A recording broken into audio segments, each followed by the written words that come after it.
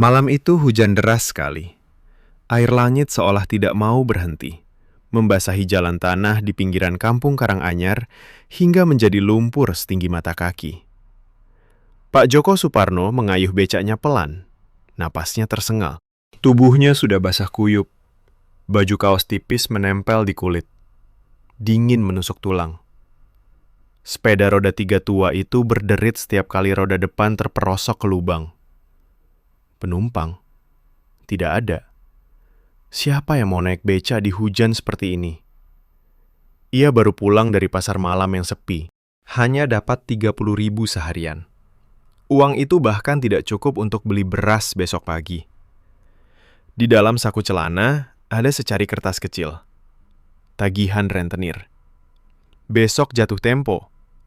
Kalau tidak bayar, rumah kontrakan Reyot itu akan disita. Rumah yang hanya punya satu kamar, atap bocor, dan dinding papan yang sudah lapuk. Joko menelan ludah. Tenggorokannya terasa kering meski air hujan terus mengguyur wajahnya. Ia teringat Bu Siti, istri tercintanya yang sudah 3 hari ini hanya terbaring di tikar tipis. Ginjalnya sudah rusak parah. Dokter di puskesmas bilang cuci darah harus dilakukan 2 kali seminggu.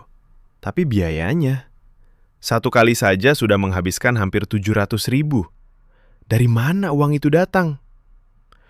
Joko sudah menjual cincin kawin mereka bulan lalu. Sekarang tinggal harapan yang semakin tipis. Andi, Rina, gumamnya pelan. 2 anaknya yang masih kecil. Andi, 10 tahun, sudah sering membantu ibunya memasak air panas untuk kompres. Rina, 7 tahun, hanya bisa menangis diam-diam setiap melihat ibunya kesakitan. Malam tadi, saat Joko berpamitan ke pasar, Rina memeluk kakinya erat. "Ayah pulang cepat ya, ibu nangis lagi tadi." Joko mengusap air mata yang bercampur hujan. Ia merasa gagal. Gagal sebagai suami. Gagal sebagai ayah. Setiap malam ia berdoa di masjid kecil dekat rumah. Berlutut lama sekali. "Ya Allah, sembuhkan istriku. Beri aku rezeki yang halal. Aku tidak minta kaya. Cukup untuk biaya pengobatan dan makan anak-anak." Tapi doanya seperti hilang di telan angin. Tidak ada jawaban. Hanya keheningan yang semakin berat. Becaknya tiba-tiba berhenti. Roda depan terjebak dalam lumpur tebal di depan sebuah musola kecil Reyot. Bangunan kayu tua itu berdiri sendirian di pinggir tambak udang yang sudah lama tidak dipakai. Air limbah dari pabrik ikan asin yang tutup membuat tambak itu hitam pekat, berbau amis menusuk. Biasanya musola ini kosong, hanya dipakai saat banjirop tinggi. Malam ini pintunya terbuka sedikit. Lampu? Tidak ada. Listrik padam total sejak sore karena angin kencang dari laut. Joko turun dari becak. Kakinya langsung tenggelam di lumpur dingin.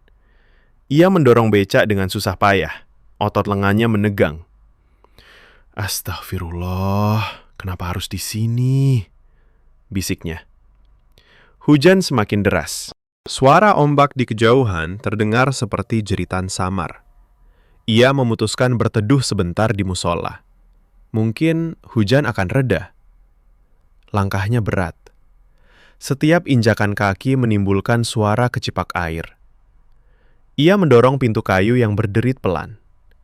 Di dalam, gelap gulita. Bau tanah basah bercampur bau kayu lapuk langsung menyergap hidungnya. Tapi ada aroma lain. Tipis. Bau melati. Bunga yang biasa tumbuh di makam-makam. Joko mengernyit. Dari mana bau itu datang? Di musim hujan seperti ini, melati mana yang mekar? Ia mengusap wajah dengan tangan basah. Lalu, tiba-tiba, suara azan berkumandang. Pelan, jelas. Allahu Akbar. Suara itu datang dari dalam musola. Padahal tadi sore Joko lewat sini dan yakin bangunan ini kosong. Tidak ada orang. Tidak ada lampu. Tidak ada apa-apa. Jantung Joko berdegup kencang. Ia mundur selangkah. Tapi hujan di luar semakin deras. seperti tidak mau membiarkannya pergi. Ia menahan napas. Suara azan terus mengalun. Bukan dari pengeras suara, bukan dari masjid jauh. Suara itu terdengar sangat dekat. Seperti ada orang sholat di mihrab. Dengan tangan gemetar, Joko melangkah masuk lebih dalam. Kakinya menyentuh lantai semen yang basah dan dingin. Ia meraba dinding, mencari tempat berteduh. Mata perlahan terbiasa dengan gelap. Di sudut mihrab, samar-samar ia melihat siluet seorang lelaki tua. Duduk bersila, memakai sarung putih bersih, sorban kecil di kepala. Punggungnya tegak, seperti sedang tahiyat akhir. Joko menelan ludah. "Maaf, saya hanya berteduh sebentar," katanya pelan, suaranya bergetar. Tidak ada jawaban. Lelaki itu tetap diam. Hanya suara hujan yang terdengar di luar. Tapi aneh, suara hujan seolah semakin jauh. Seperti ada dinding tak kasat mata yang meredamnya. Joko berdiri di sana, tubuhnya menggigil. Dingin, sangat dingin. Bukan dingin biasa. Dingin yang menusuk sampai ke tulang sumsum. Bau melati semakin kuat. Sekarang bercampur dengan bau kapur barus yang tajam. Ia menggosok lengannya. "Siapa? Siapa di situ?" Tanyanya lagi, lebih keras sedikit. Lelaki berpakaian putih itu perlahan menoleh. Wajahnya tenang, mata yang teduh, bibirnya tersenyum tipis. "Maghrib sudah masuk, Nak Joko. Sholat dulu, baru bicara." Joko terpaku. Bagaimana orang itu tahu namanya? Ia belum pernah bertemu sebelumnya. Tangan Joko dingin, lututnya lemas. Tapi ia merasa ada kekuatan aneh yang membuatnya tidak bisa lari. Ia mengambil wudhu dari ember kecil di sudut. Airnya dingin sekali. Setelah sholat, ia duduk di lantai, agak jauh dari lelaki itu. "Siapa Bapak?" tanya Joko akhirnya. Suaranya hampir hilang. Lelaki itu menjawab pelan. Suaranya seperti angin malam. "Panggil saja Abah Nur. Aku di sini karena doamu, Nak." Joko mengerutkan kening. "Doaku? Doa yang mana?" Abah Nur tersenyum lagi. Senyum yang membuat udara di musola terasa lebih berat. "Doa yang kamu panjatkan setiap malam di masjid kecil. Doa untuk Bu Siti. Untuk Andi dan Rina. Untuk rezeki yang halal." Aku dengar semua itu. Jantung Joko berdegup semakin kencang. Ia merasa bulu kuduknya berdiri. Tapi bukan takut biasa. Ada rasa harap yang aneh bercampur dengan dingin yang menusuk. Kalau Bapak bisa dengar, tolong sembuhkan istriku. Aku tidak sanggup lagi lihat dia kesakitan." Abah Nur mengangguk pelan. "Aku bisa bantu. Tapi ingat, Nak, ini bukan dari aku. Aku hanya perantara. Rezeki yang datang harus untuk kebaikan keluargamu saja. Jangan pernah meminta lebih dari yang Allah izinkan. Kalau kamu langgar, maka waktu yang tersisa untuk orang-orang yang kamu cintai akan berkurang tanpa kamu sadari." Joko mengangguk cepat. Air mata sudah mengalir di pipinya. "Iya, Abah. Saya janji. Asal Bu Siti sembuh. Asal anak-anak bisa makan." Abah Nur mengulurkan tangan. Di telapaknya ada sebutir kurma kering. "Makan ini. Pulanglah. Besok pagi, lihat apa yang terjadi." Joko menerima kurma itu dengan tangan gemetar. Rasanya manis sekali saat ia kunyah.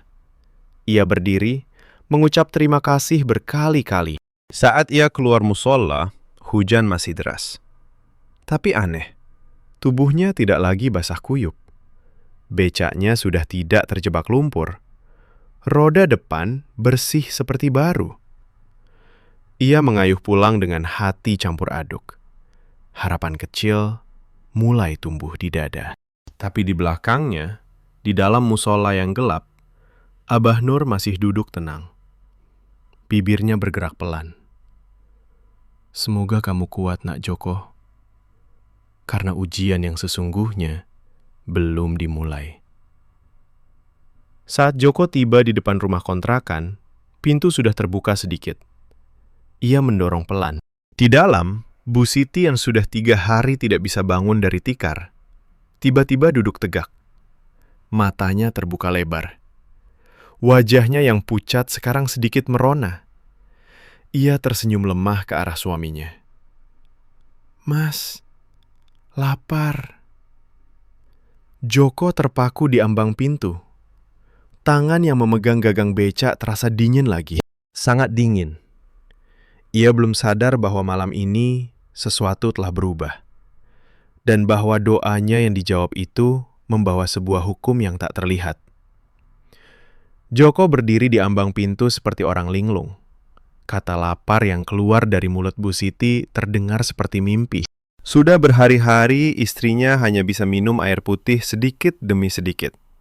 Sekarang ia duduk tegak. Tangan kanannya memegang pinggir tikar. Mata yang tadinya redup sekarang ada cahaya kecil di dalamnya. Siti? Suara Joko pecah. Ia cepat-cepat menaruh becak di samping rumah, lalu berlari masuk. Lututnya hampir lemas saat berlutut di depan istrinya.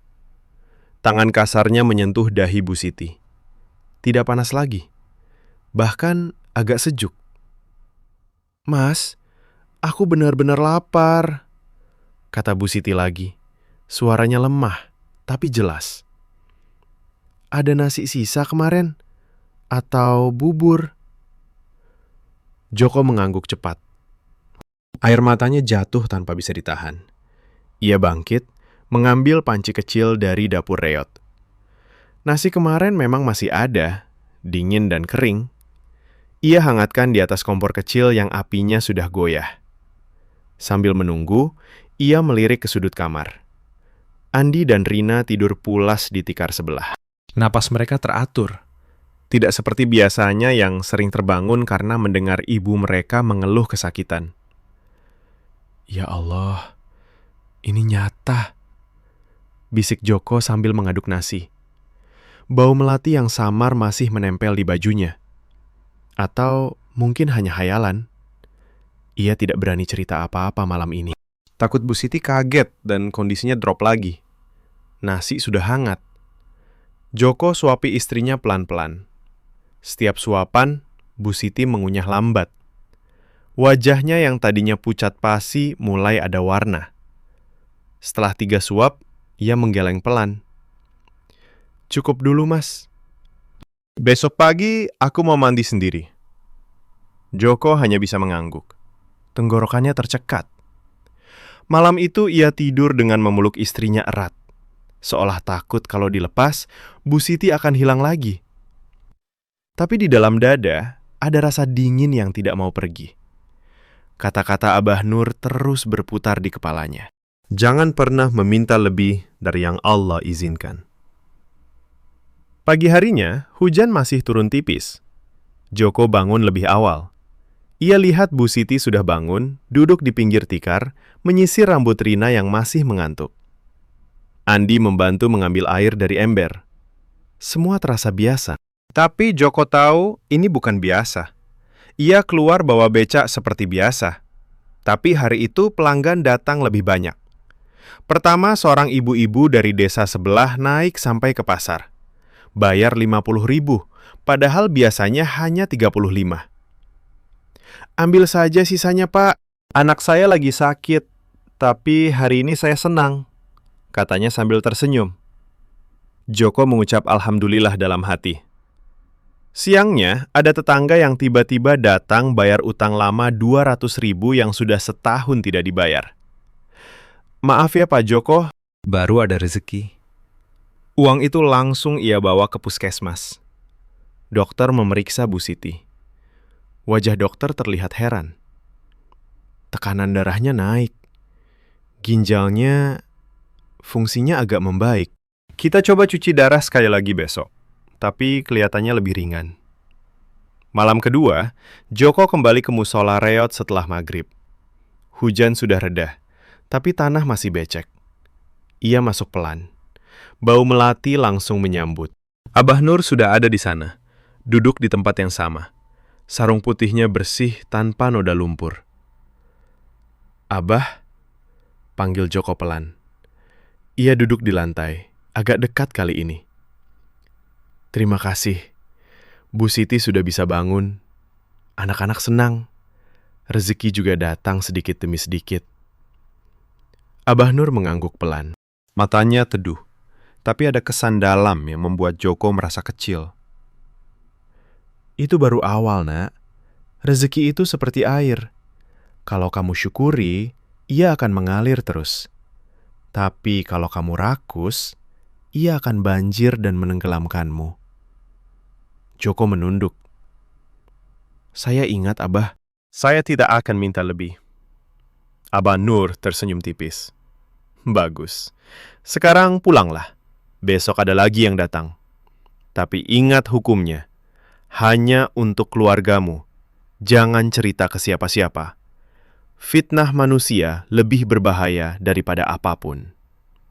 Joko mengangguk. Ia pulang dengan hati lebih ringan. Tapi saat melewati rumah Pak Slamet, tetangga sebelah yang tukang ojek online, ia mendengar suara ribut kecil. Pak Slamet sedang bicara dengan istrinya. "Lihat tuh Joko, becaknya masih reyot, tapi istrinya tiba-tiba sembuh.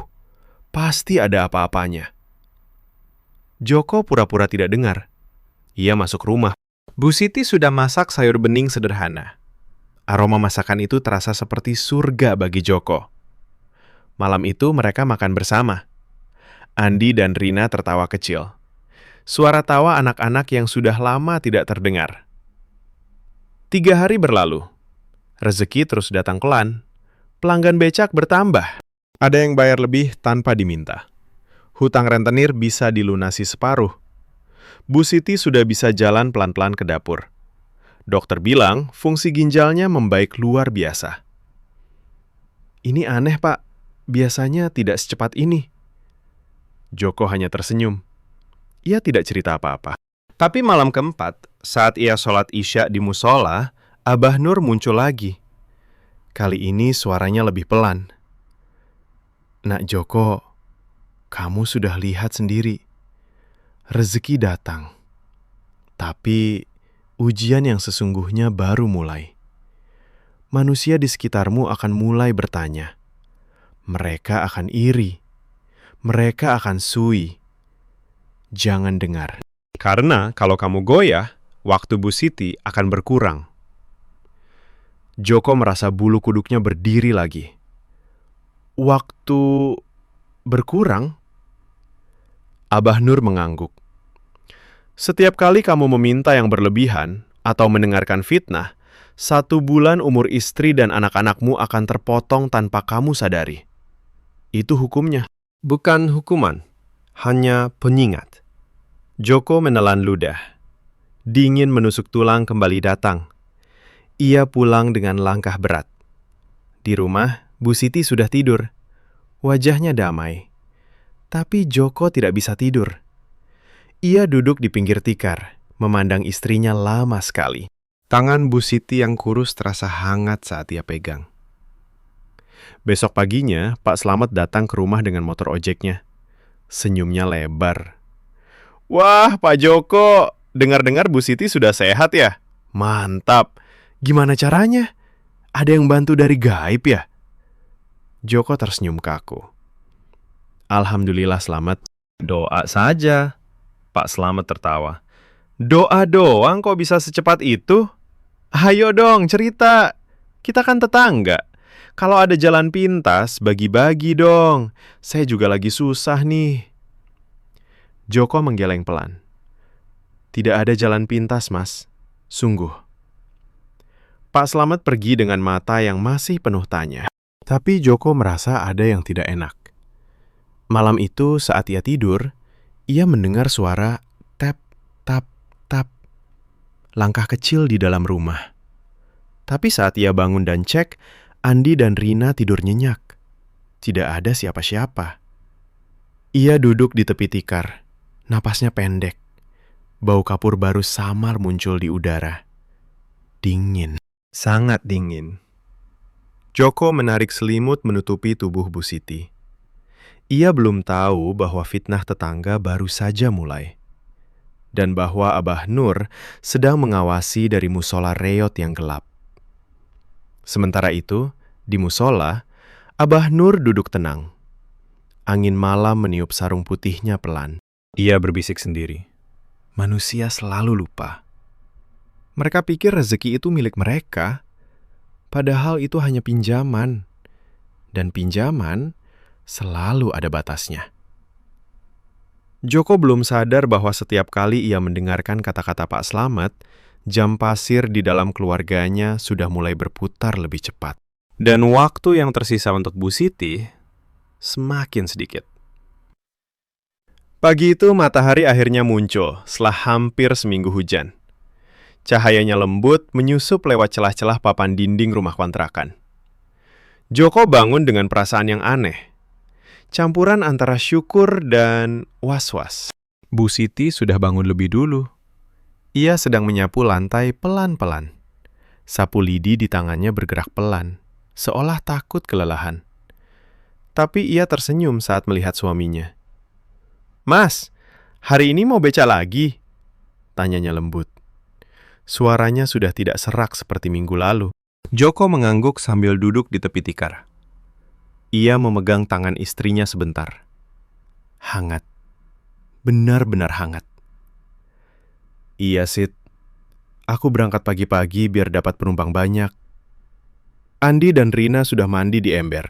Mereka berlarian kecil di halaman sempit, tertawa saat kaki mereka menginjak genangan air sisa hujan. Suara tawa itu membuat dada Joko terasa penuh. Sudah lama sekali ia tidak mendengar suara itu tanpa diselingi tangisan. Ia keluar bawa becak. Roda depan yang dulu sering macet, sekarang terasa ringan. Hari itu pelanggan datang bertubi-tubi. Pertama seorang bapak guru SD yang biasanya naik motor. Tapi hari ini motornya mogok. Bayar 60.000. Lalu 2 ibu-ibu pasar yang belanja banyak, minta diantar sampai ke rumah. Mereka bayar lebih dari yang seharusnya. "Ambil saja, Pak. Kami lihat Bapak kelihatan capek, tapi sabar," kata salah satunya. Siang menjelang, Joko sudah dapat hampir 200.000. Ia berhenti di warung kecil dekat tambak, beli makan siang untuk dibawa pulang. Nasi uduk dengan telur dan ikan asin. Saat pulang, Bu Siti sudah menyiapkan teh hangat. Mereka makan bersama. Andi makan lahap. Rina meminta tambah. Joko hanya bisa tersenyum sambil menahan air mata.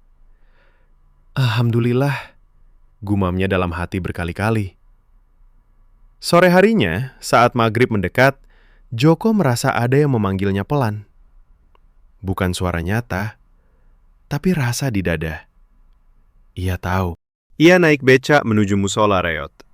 Langit mulai jingga. Bau lumpur asin dari tambak masih kuat. Tapi saat mendekati musola, bau melati mulai menyusup lagi. Pelan. Manis. Membuat dada terasa sesak. Di dalam, Abah Nur sudah ada.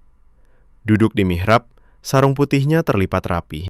Cahaya senja yang masuk lewat jendela kecil membuat bayangannya panjang di lantai basah. "Abah," sapa Joko pelan. Ia duduk di lantai, lututnya ditekuk. "Hari ini rezeki datang lagi. Bu Siti sudah bisa masak sendiri. Anak-anak senang. Terima kasih." Abah Nur mengangguk pelan. Matanya tetap teduh. "Syukuri, nak. Syukuri setiap suap nasi. Setiap senyum anakmu. Itu yang membuat rezeki terus mengalir." Joko menunduk. "Saya syukuri, Abah. Sungguh." Tapi malam itu, setelah pulang, Pak Slamet datang lagi. Motor ojeknya berhenti tepat di depan rumah. Ia turun dengan senyum lebar. Tangan membawa 2 bungkus rokok. "Pak Joko, lagi pada makan ya? Wah, Bu Siti sudah sehat betul. Muka sudah glowing. Rahasianya apa dong?" Joko tersenyum kaku. Ia berdiri di teras. "Alhamdulillah selamat. Doa dan usaha saja." Pak Slamet duduk di bangku kayu reot tanpa diundang. Ia nyalakan rokok. Asapnya mengepul pelan di udara malam. Doa doang? Kok bisa secepat itu? Minggu lalu Bu Siti masih kayak mayat hidup. Sekarang sudah masak. Pasti ada yang bantu. Jin? Atau apa? Cerita dong, kita kan sama-sama susah dulu. Joko merasa dadanya sesak. Ia ingat kata Abah Nur, jangan cerita. Tapi lidahnya terasa berat. Tidak ada apa-apa, Mas. Sungguh, kita cuma sabar. Pak Slamet tertawa kecil. Sabar. Sabar kok bisa bayar hutang rentenir separuh dalam seminggu. Aku dengar dari Bu RT, kamu kemarin bayar cash. Dari mana uangnya, Joko? Kalau ada jalan pintas, bagi-bagilah. Aku juga mau istriku sehat. Anakku mau sekolah bagus. Joko menelan ludah. Dingin mulai merayap di punggungnya. Ia menggeleng. Tidak ada jalan pintas, Slamet. Aku cuma kerja lebih keras. Pak Slamet menghela napas panjang. Matanya menyipit. Ya sudah. Kalau tidak mau cerita, ya tidak apa. Tapi ingat, tetangga itu kalau iri, bisa fitnah apa saja. Hati-hati saja. Ia bangkit, naik motor, pergi dengan suara knalpot yang berisik. Malam itu Joko tidak bisa tidur nyenyak. Ia duduk di samping Bu Siti yang sudah tertidur. Tangan istrinya ia pegang erat. Napas Bu Siti teratur. Tapi Joko merasa ada yang berubah. Bau kapur baru samar muncul di kamar. Dingin menusuk tulang. Ia rindu sekali ke musola. Tapi maghrib sudah lewat. Keesokan paginya, rezeki masih datang. Seorang sopir truk dari pabrik garam minta diantar ke kota kecil. Bayar 150.000. Joko pulang dengan uang lebih. Ia beli obat tambahan untuk Bu Siti. Dokter di puskesmas bilang ginjalnya sudah hampir normal. Ini mujizat kecil, Pak. Terus jaga. Joko pulang dengan hati campur aduk. Senang, tapi was-was. Sore harinya, Pak Slamet datang lagi. Kali ini bersama 2 orang temannya yang juga tukang ojek. Mereka duduk di teras. Joko, kami dengar kamu dapat rezeki banyak. Betul ya? Kalau ada cara, ajari kami dong. Kami tidak minta gratis. Kita bagi hasil. Joko merasa kepalanya pusing. Ia berdiri di depan mereka. Saya tidak punya cara apa-apa, Mas. Sungguh. Salah satu teman Pak Slamet tertawa. Jangan pelit dong. Kita lihat Bu Siti sekarang sudah bisa jalan ke pasar. Dulu kan cuma terbaring. Pasti ada yang kasih ilmu. Atau jin muslim. Ceritalah. Kami janji tidak bilang siapa-siapa. Joko mengepalkan tangan di belakang punggung. Dingin mulai naik ke lehernya. Ia ingat Abah Nur. Maaf, saya tidak bisa cerita apa-apa. Mereka pergi dengan wajah tidak puas. Malam itu, saat Joko sholat di musola, Abah Nur muncul lagi. Kali ini suasana lebih berat. Bau melati bercampur kapur barus lebih kuat. Nak Joko, kata Abah Nur pelan. Mereka mulai. Fitnah sudah datang. Jangan dengar. Kalau kamu goyah, waktu akan berkurang. Joko mengangguk. Tapi di dalam dada ada benih kecil yang mulai tumbuh. Kenapa tidak boleh cerita? Kenapa tidak boleh minta sedikit lebih? Bukankah untuk keluarga juga? Ia pulang dengan pikiran berat. Di rumah, Bu Siti sudah tidur. Tapi saat Joko memandang wajahnya, ia merasa istrinya sedikit lebih pucat dari kemarin. Hanya sedikit. Mungkin karena capek. Malam itu, lagi-lagi ia mendengar tap, tap, tap. Langkah kecil di lantai kayu. Joko bangun. Ia cek seluruh rumah. Kosong. Tidak ada siapa-siapa. Hanya angin malam yang meniup pelan lewat celah dinding. Dingin. Sangat dingin. Ia kembali ke tikar. Memeluk Bu Siti erat. Tapi di dalam hati, pertanyaan mulai muncul pelan-pelan. Kalau aku minta sedikit lebih, apa salahnya? asa untuk keluarga. Ia belum sadar bahwa benih itu sudah ditanam. Dan bahwa di musola reot, Abah Nur sedang mengawasi dengan tenang. Sementara jam pasir di keluarga Joko sudah mulai bergerak lebih cepat tanpa ia ketahui. Hari-hari berikutnya berlalu seperti mimpi yang manis tapi rapuh. Rezeki terus mengalir pelan, seperti air sungai yang tenang. Joko sekarang bisa bayar sisa hutang rentenir dengan uang pas. Ia bahkan membeli kasur busa tipis untuk Bu Siti, bukan lagi tikar reot. Bu Siti sudah bisa pergi ke pasar pagi-pagi, membeli sayur dengan uang kecil yang Joko berikan. Andi dan Rina mendapat sepatu baru dari pasar malam. Kaki kecil mereka berlari lebih ringan di halaman becek. Setiap sore, Joko masih datang ke musola reot setelah maghrib. Abah Nur selalu ada di sana. Suaranya tetap pelan, tenang, seperti angin laut yang jauh. Syukuri, nak. Jangan lupa hitung nikmat kecil. Nafas Bu Siti yang teratur, tawa Rina saat makan. Itu lebih berharga daripada emas. Joko mengangguk setiap kali.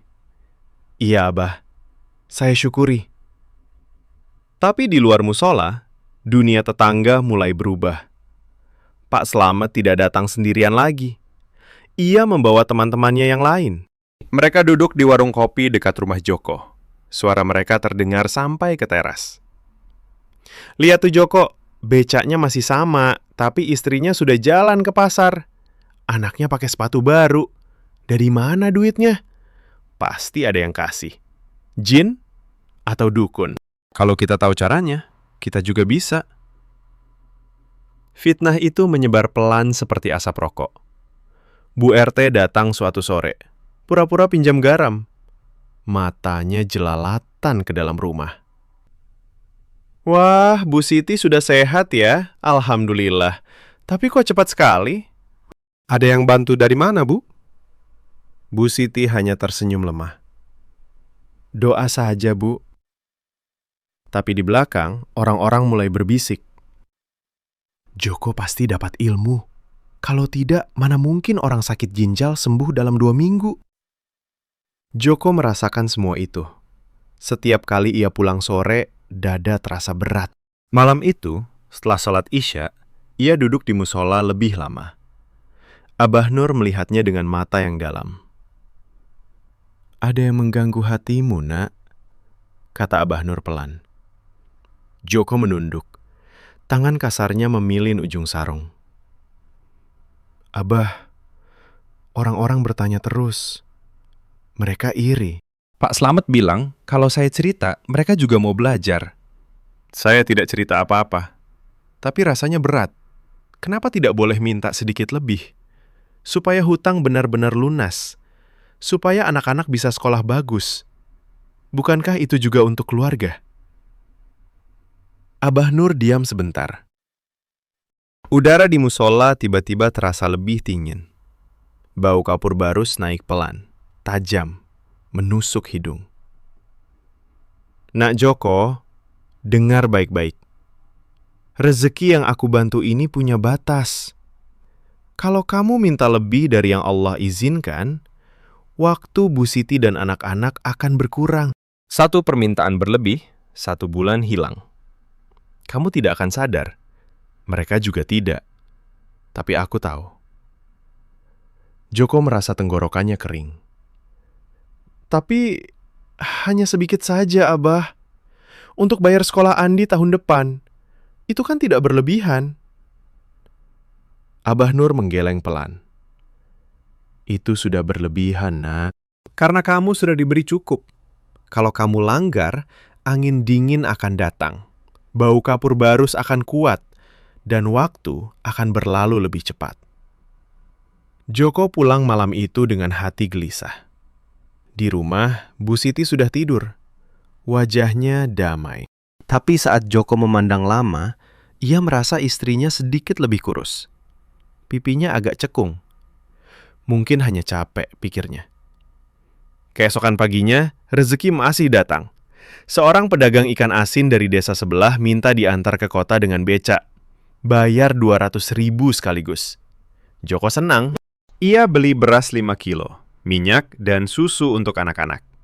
Tapi di warung, Pak Slamet sudah menunggu. Joko, mantap nih, hari ini dapat banyak ya. Becakmu kelihatan ringan sekali. Ayo dong, cerita rahasianya. Kita bagi. Saya punya teman yang mau modal usaha. Kalau kita gabung, bisa besar. Joko menggeleng. Tapi kali ini lidahnya terasa lebih berat. Saya tidak punya rahasia, Slamet. Pak Slamet mendekat. Suaranya rendah. Jangan pelit. Kalau kamu takut fitnah, kita diam-diam saja. Kamu minta ke jinmu itu, minta rezeki besar sekali. Kita bagi 3. Kamu ambil paling banyak. Bu Siti tetap sehat. Anak-anak sekolah swasta. Gimana? Joko merasa darahnya berdesir. Bayangan sekolah bagus untuk Andi muncul di kepala. Rumah yang tidak bocor, obat Bu Siti yang mahal tanpa khawatir. Tangan kanannya gemetar sedikit. Saya pikir dulu, Mas. Pak Slamet tersenyum lebar. Bagus, pikir saja. Besok saya datang lagi.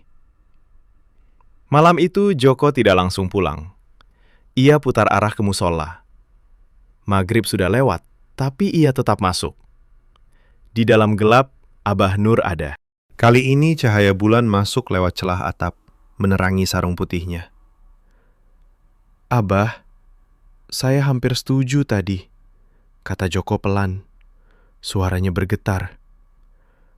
Pak Slamet bilang minta rezeki besar, bagi hasil, untuk keluarga juga. Tiba-tiba angin dingin menusuk dari arah mihrab. Bau kapur barus sangat kuat, membuat Joko batuk. Tasbih di tangan Abah Nur bergerak pelan. Suara azan samar terdengar terbalik, seperti dari jauh sekali. Joko merasa tangannya panas. Tasbih itu seperti terbakar. Ia mundur selangkah. Astagfirullah. Abah, maaf. Abah Nur tetap tenang. Itu peringatan, Nak. Kalau kamu langgar, waktu Bu Siti sudah berkurang 2 bulan tanpa kamu tahu. Sekarang pulanglah. Sholat tahajud, minta ampun. Joko pulang dengan kaki gemetar. Di rumah, Bu Siti sedang duduk di tepi kasur. Wajahnya pucat lagi. Ia memegang dada. Mas, tadi aku sesak sebentar. Tapi sudah enakan. Joko memeluk istrinya erat. Air matanya jatuh. Maaf, Sid. Maaf. Malam itu ia sholat tahajud lama sekali. Air mata basahi sajadah. Tapi di dalam hati, benih kerakusan masih ada.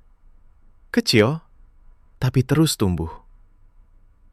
Keesokan paginya, Pak Slamet datang lebih awal. Senyumnya semakin lebar. Gimana Joko? Sudah pikir? Tawaran bisnis besar nih. Ada orang dari kota mau kasih modal kalau kita punya jalan pintas. Kamu tinggal minta ke jinmu itu rezeki 1 miliar. Kita bagi. Kamu ambil 600. Sisanya buat kami. Bu Siti tetap sehat. Rumah baru. Mobil.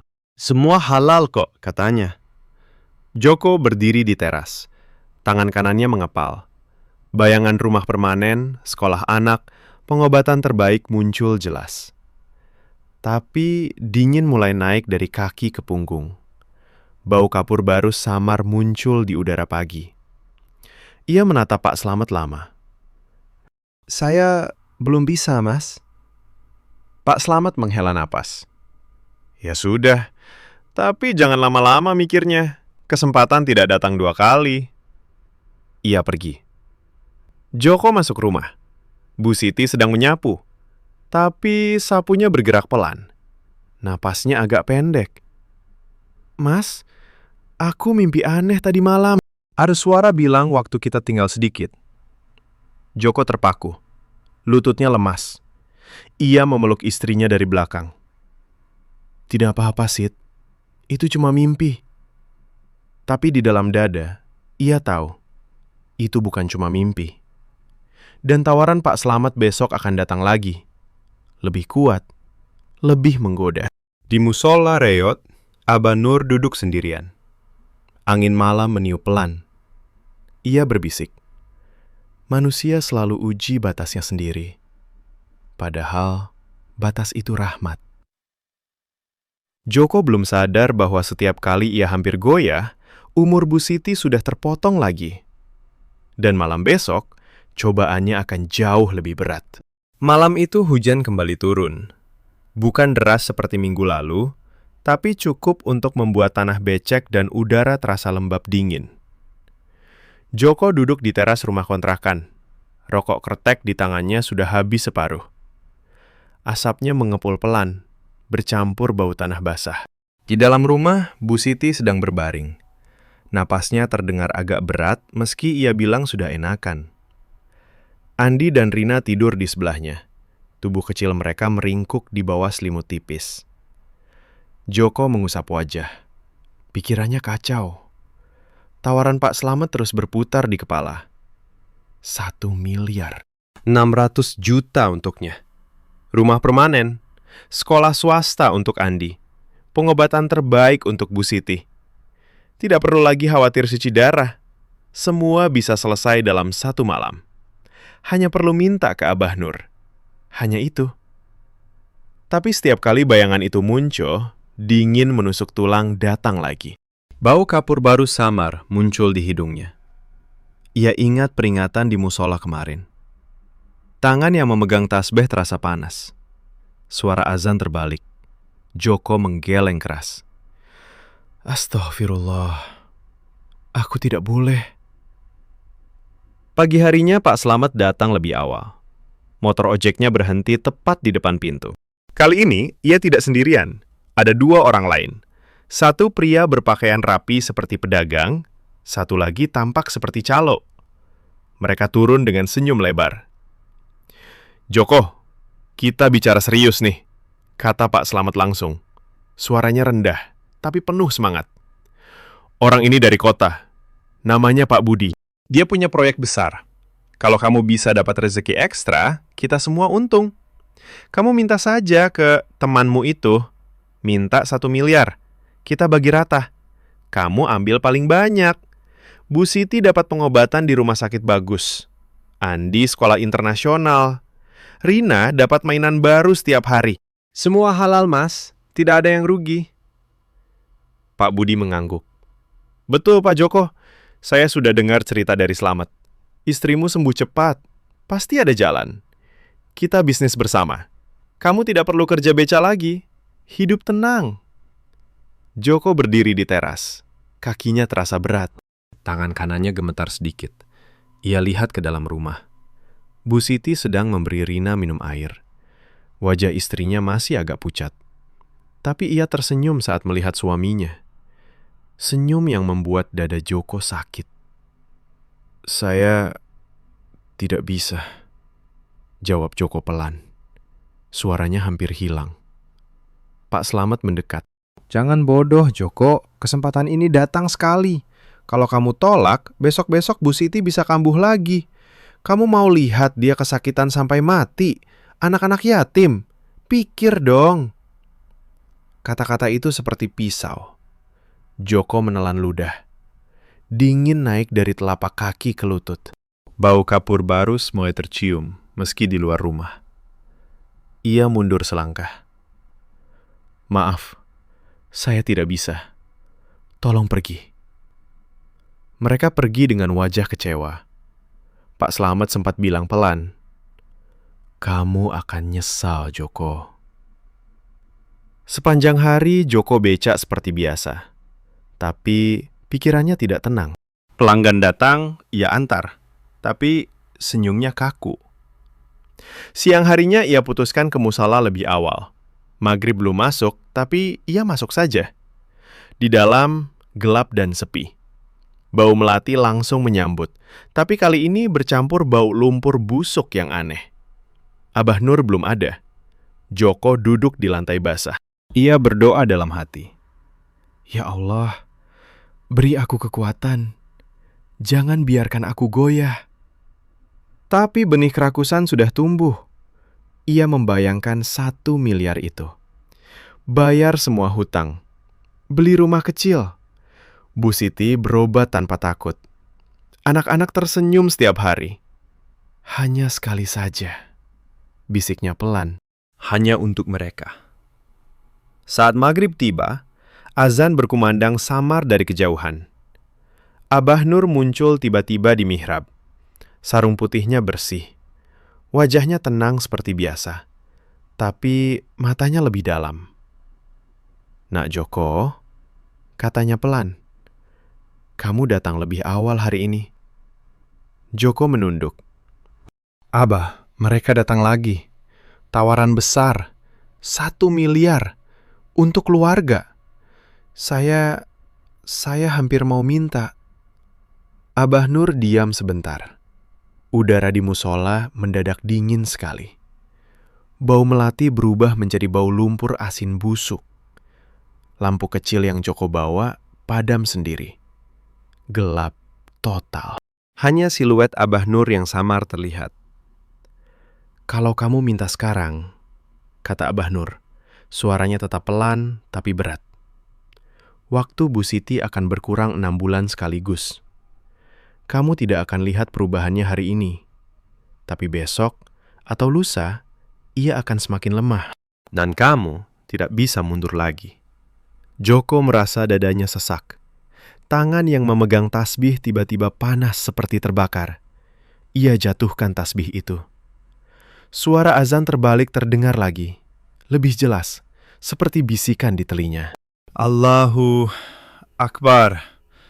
Akbar terbalik." Ia mundur sampai punggungnya menyentuh dinding kayu. "Astagfirullah. Abah, maaf. Saya tidak jadi. Saya tidak jadi." Tiba-tiba cahaya kembali. Bau melati kembali manis. Dingin perlahan hilang. Abah Nur masih duduk tenang. "Bagus, Nak. Kamu mundur tepat waktu. Tapi ingat, fitnah akan datang lebih kuat besok.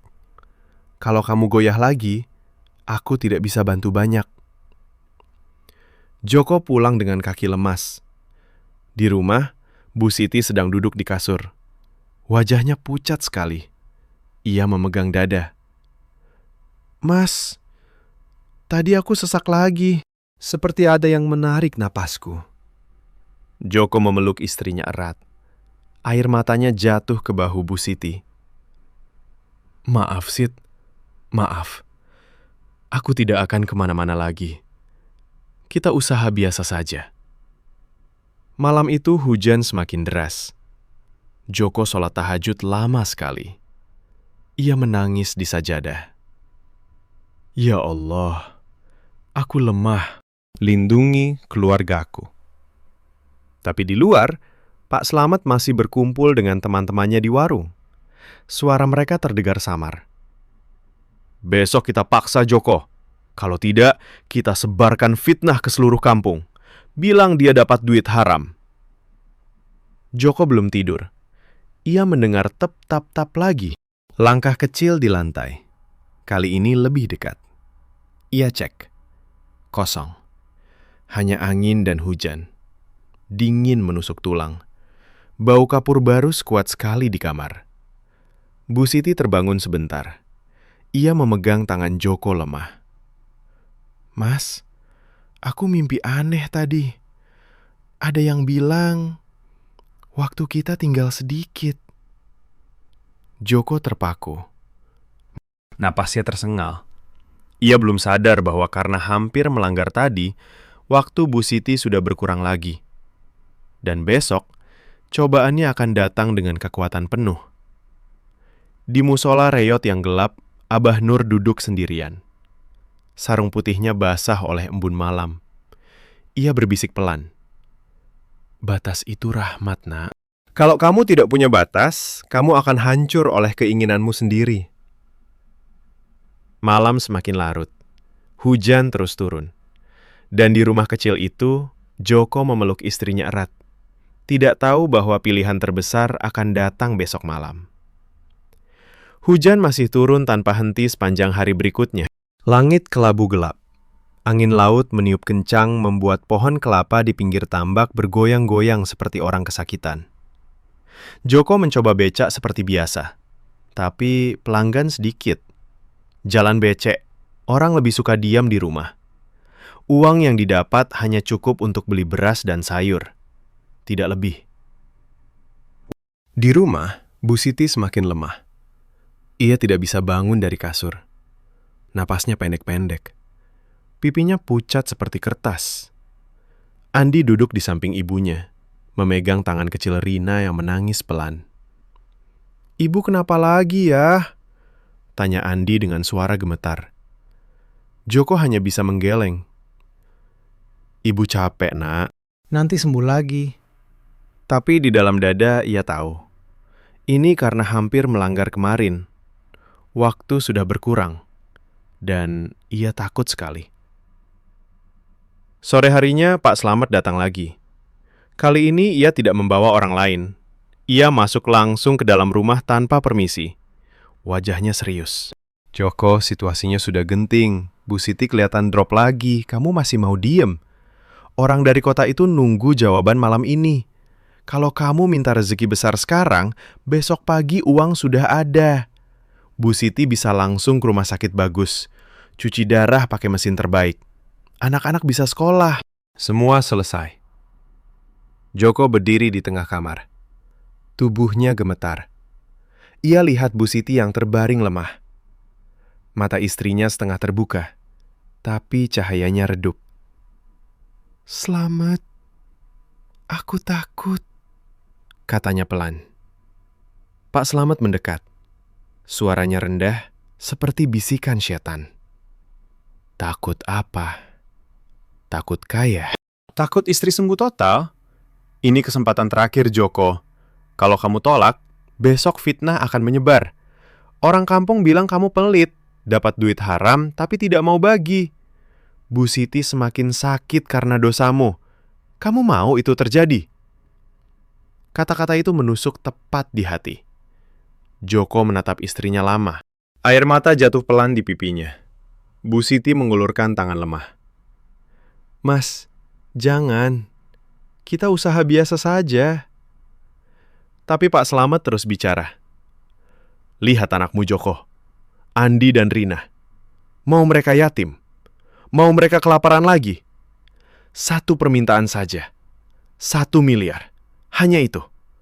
Abah Nurmu pasti kasih. Dia kan sudah bantu sebelumnya." Joko merasa dunia berputar. Dingin menusuk tulang naik dari kaki ke kepala. Bau kapur baru sangat kuat sekarang.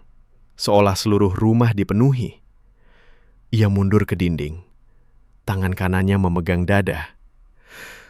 "Ya Allah, tolong aku." Pak Slamet tersenyum tipis. "Malam ini maghrib, kamu ke musola. Minta saja. Besok pagi aku datang ambil bagianku. Kita semua menang." Ia pergi. Rumah kembali sunyi. Hanya suara hujan dan nafas Bu Siti yang pendek. Joko duduk di samping istrinya. Ia pegang tangan Bu Siti erat. "Sit, maafkan aku. Aku hampir goyah lagi." Bu Siti tersenyum lemah. "Mas, aku mimpi lagi. Ada orang berpakaian putih bilang, kalau kamu minta lebih, aku pergi lebih cepat. Jangan, Mas. Aku mau hidup biasa dengan kamu, meski miskin." Air mata Joko jatuh deras. Ia peluk istrinya. Tubuh Bu Siti terasa dingin, sangat dingin. Andi dan Rina mendekat, memeluk ayah dan ibu mereka. Keluarga kecil itu saling berpelukan di tengah hujan deras. Maghrib tiba. Azan samar terdengar dari masjid jauh. Joko bangkit. Kakinya berat seperti timah. Ia naik becak menuju musola reot. Hujan mengguyur tubuhnya. Tapi ia tidak merasakan basah. Hanya dingin yang menusuk sampai tulang. Di musola, gelap total. Tidak ada cahaya. Bau melati dan kapur barus bercampur jadi satu, membuat kepala pusing. Joko masuk pelan. Langkahnya gemetar. Abah Nur?" Siluet putih muncul di mihrab. Abah Nur duduk tegak. Wajahnya tenang, tapi matanya penuh kasih sayang yang berat. Kamu datang, Nak Joko. Joko jatuh berlutut di lantai basah. Air matanya bercampur hujan. Abah, mereka paksa aku. Pak Slamet bilang kalau tidak minta, Bu Siti akan mati. Anak-anak yatim. Saya mau minta 1 miliar untuk keluarga. Tolong bantu sekali lagi. Abah Nur diam lama. Angin dingin berhembus kencang di dalam musola. Bau lumpur busuk naik lagi. Tasbih di tangan Abah Nur bergerak sendiri. Suara azan terbalik terdengar jelas sekarang, seperti datang dari dalam dada Joko sendiri. Kalau kamu minta sekarang, kata Abah Nur pelan. Suaranya seperti hembusan angin dingin.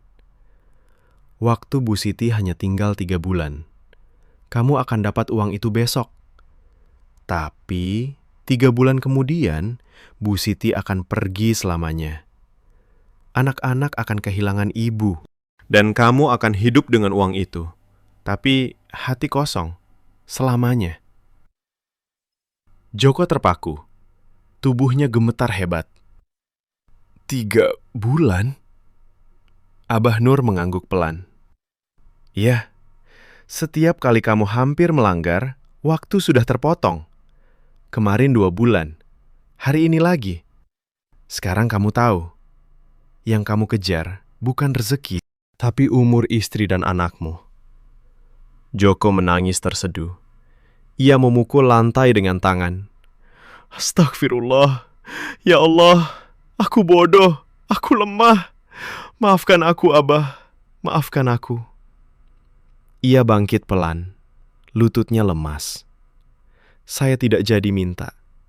Saya pulang. Saya mau kembali ke usaha biasa. Meski susah, meski miskin. Asa Bu Siti tetap ada. Abah Nur tersenyum tipis. Senyum yang penuh rahmat. Bagus, Nak. Itu pilihan yang benar. Pulanglah. Sholat. Minta ampun. Dan jangan dengar fitnah lagi. Joko keluar dari musola. Hujan masih deras. Tapi kali ini ia merasa ringan. Dingin perlahan hilang. Bau melati kembali manis di hidungnya. Saat tiba di rumah, Bu Siti masih terbaring. Tapi matanya terbuka lebih lebar. Ia tersenyum lemah saat melihat suaminya. Mas, kamu pulang. Joko memeluk istrinya erat. Iya, Sid. Aku pulang, dan aku tidak akan pergi lagi kemana-mana. Kita hadapi ini bersama. Halal, dengan usaha sendiri. Malam itu Joko sholat tahajud sampai subuh. Air matanya tidak berhenti. Ia minta ampun berkali-kali. Di luar, hujan perlahan reda. Dan di musola reyot, Abah Nur menghilang pelan, meninggalkan hanya bau melati yang lembut. Joko belum tahu bahwa pilihan itu menyelamatkan waktu Bu Siti.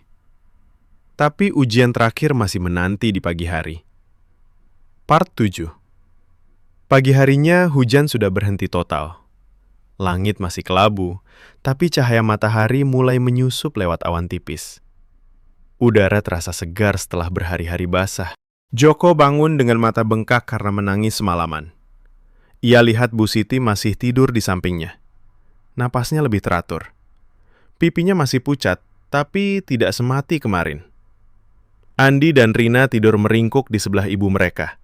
Tangan kecil mereka memegang ujung baju Bu Siti. Joko bangkit pelan. Ia keluar ke halaman. Tanah masih becek, tapi genangan air sudah surut. Ia ambil sapu lidi dan membersihkan teras dengan gerakan lambat. Setiap sapuan terasa seperti membersihkan dosa di hatinya. Ya Allah, terima kasih karena masih beri kesempatan. Bisiknya dalam hati. Tak lama, Pak Slamet datang. Motornya berhenti di depan rumah dengan suara knalpot yang kasar. Wajahnya penuh harap. Joko, gimana malam tadi? Sudah minta? Uangnya kapan datang? Pak Budi sudah nunggu di warung. Joko berdiri tegak di teras. Tubuhnya tidak gemetar lagi. Matanya tenang. Selamat, aku tidak minta apa-apa. Aku tolak tawaran itu. Pak Slamet terbelalak. Apa? Kamu gila? Bu Siti sakit lagi semalam. Ini kesempatan terakhir. Kalau kamu tolak, aku sebarkan fitnah ke seluruh kampung. Bilang kamu dapat duit haram dari jin, tapi pelit bagi. Orang-orang akan benci kamu. Bu Siti semakin susah. Joko menggeleng pelan. Suaranya tegas, meski pelan. Sebarkan saja, Slamet. Aku tidak takut. Aku sudah pilih. Aku mau hidup halal. Meski susah, meski becak tetap reot. Asal keluargaku utuh. Bu Siti masih ada. Andi dan Rina masih punya ibu. Pak Slamet tertawa sinis. Kamu akan nyesal, Joko. Besok seluruh desa tahu rahasiamu. Ia pergi dengan marah. Suara motornya mengecil di kejauhan. Joko masuk rumah. Bu Siti sudah bangun. Ia duduk pelan di kasur, dibantu Andi. Mas, aku dengar tadi. Terima kasih. Aku mau hidup lama dengan kamu. Meski miskin. Joko duduk di samping istrinya. Ia pegang tangan Bu Siti erat. Hangat. Sedikit hangat. Kita usaha bersama, Sid. Aku tambah rute becak. Kamu jual gorengan kecil-kecilan di depan rumah. Anak-anak bantu. Pelan-pelan, halal. Hari itu Joko keluar becak dengan hati ringan. Pelanggan tidak banyak, tapi ia tersenyum ke setiap orang. Siangnya ia pulang bawa sedikit uang. Bu Siti sudah duduk di teras, menggoreng tempe tipis untuk dijual. Aroma gorengan itu menyebar pelan. Andi membantu bungkus.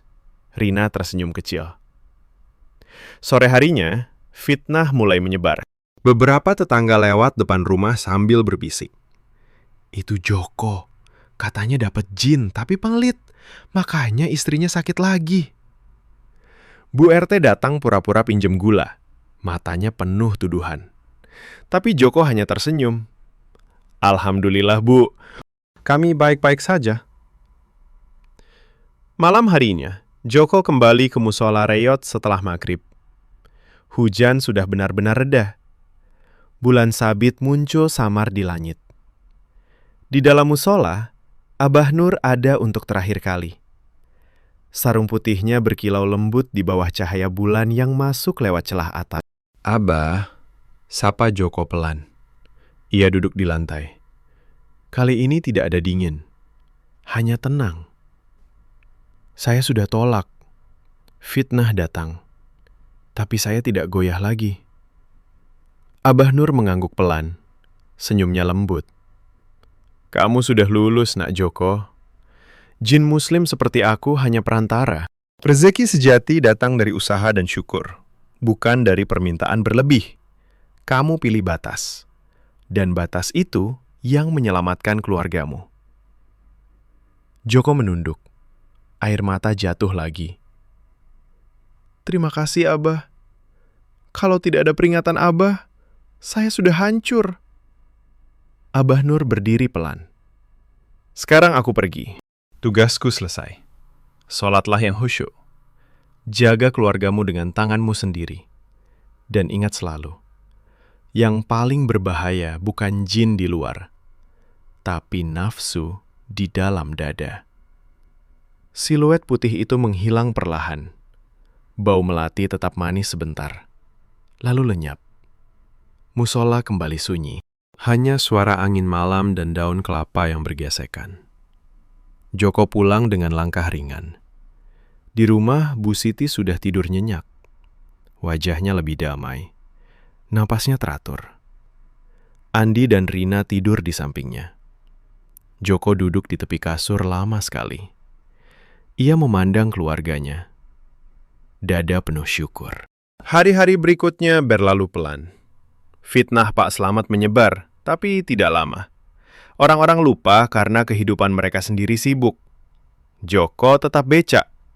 Bu Siti jual gorengan kecil. Penghasilan mereka pas-pasan, tapi cukup. Bu Siti perlahan semakin kuat. Dokter di puskesmas heran. Fungsi ginjalnya stabil. Terus jaga pola makan dan istirahat. 1 bulan kemudian, Bu Siti sudah bisa jalan ke pasar sendiri. Andi dapat beasiswa kecil dari sekolah negeri. Rina tersenyum setiap hari. Rumah kontrakan masih reot, tapi penuh tawa kecil. Suatu malam, Joko duduk di teras sendirian. Bulan purnama terang. Ia ingat semua kejadian. Dingin menusuk tulang. Bau kapur barus. Suara tap, tap, tap. Tawaran 1 miliar. Dan pilihan yang ia buat. Alhamdulillah, bisiknya pelan. Lelah itu lebih baik daripada menyesal seumur hidup. Di kejauhan, musola reot berdiri sunyi. Tidak ada lagi siluet putih.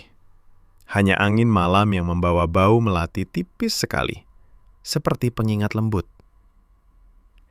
Pak Joko Suparno belajar satu hal yang paling mahal.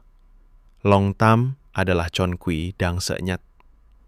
Ia datang dengan senyum manis, dengan janji cepat, dengan kata-kata tetangga yang iri. Tapi ia menghancurkan dari dalam. Sementara rezeki yang halal, meski kecil, membawa keberkahan yang abadi. Batas doa itu rahmat. Kalau manusia tidak punya batas, ia akan tenggelam oleh keinginannya sendiri. Jin Muslim hanya pengantar, bukan sumber. Yang sesungguhnya adalah usaha tangan kita, syukur di hati, dan doa yang tulus tanpa pamrih. Malam itu, di kampung Karanganyar yang tenang, angin laut berhembus pelan. Dan di rumah kecil reot itu, sebuah keluarga tidur dengan damai. Mereka tidak kaya, tapi mereka utuh. Dan itu sudah cukup. Ya Allah, lindungi kami dari nafsu yang tersembunyi. Amin.